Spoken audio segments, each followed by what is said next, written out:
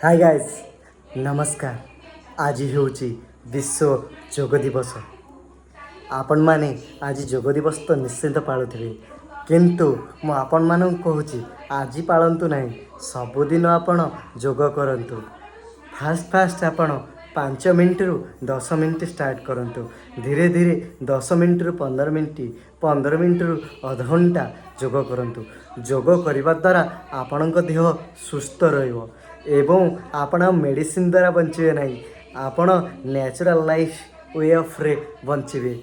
ଏବଂ ଯୋଗ ଦିବସରେ ମୁଁ ଏତିକି କହୁଛି ଯେ ଯୋଗ ଦିବସ ଆପଣମାନେ ସବୁଦିନ କରନ୍ତୁ।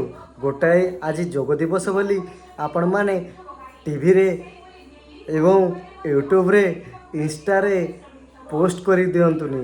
ଆପଣମାନେ ନିତିଦିନ ନିଜ ଲାଇଫ୍ରେ ଆଡ଼୍ କରିଦିଅନ୍ତୁ। ଦେଖିବେ ଯୋଗ ଦ୍ୱାରା ଆପଣଙ୍କ ଜ୍ଞାନ ଏବଂ ଆପଣ ଦକ୍ଷ ଏବଂ ଆପଣ ପ୍ରତିଭାଶାଳୀ ବ୍ୟକ୍ତି ବି ହେବେ ନିଶ୍ଚିନ୍ତ। ଜୟ ଜଗନ୍ନାଥ, ଜୟ ଶ୍ରୀରାମ।